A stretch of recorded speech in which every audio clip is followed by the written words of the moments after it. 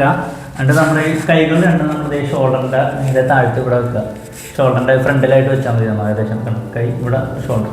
അത് കഴിഞ്ഞിട്ട് നമ്മുടെ ഒരു കാല് ലെഫ്റ്റ് സൈഡിലോട്ട് പൊക്കുക.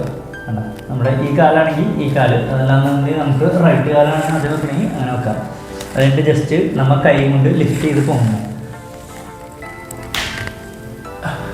നമ്മൾ ഒരു 15 സെക്കൻഡ് ഹോൾഡ് ചെയ്ത്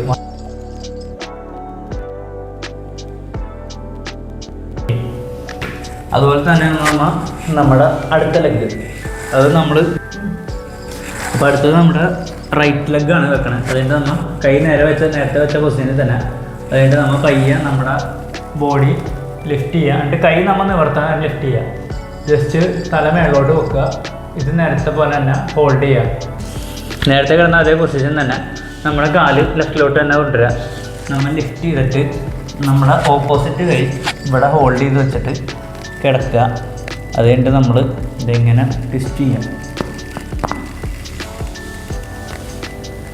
നമ്മുടെ ആ ഭാഗത്തുള്ള ഞെട്ടൊക്കെ ഓടിക്കണം, നമുക്ക് നന്നായിട്ട് കേൾക്കാൻ പറ്റും.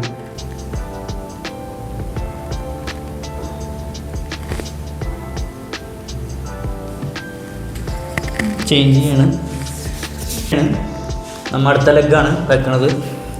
റൈറ്റ് ലെഗ് വെച്ച് നമ്മുടെ ഓപ്പോസിറ്റ് കൈ ഇവിടെ വെച്ച് നമ്മുടെ ആ മുട്ടുമ്മ ഹോൾഡ് ചെയ്ത് അതിന് ശരിക്കും നമ്മൾ തിരിച്ച് നമ്മൾ ഓപ്പോസിറ്റ് സൈഡിലോട്ട് നോക്കുകയാണ് കൈ കൊണ്ട് പോയിട്ട്. നമ്മുടെ ഞെട്ടൊടിയാനൊക്കെ നമുക്ക് ശരിക്കും മനസ്സിലാവും.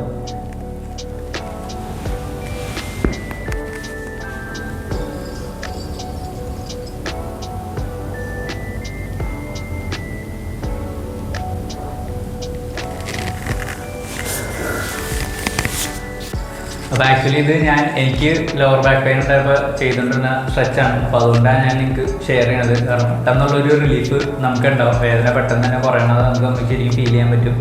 അപ്പോൾ എല്ലാവരും ലോവർ ബാക്ക് പെയിൻ ഉള്ളവർ ട്രൈ ചെയ്ത് നോക്കുക. Stay healthy, stay tune.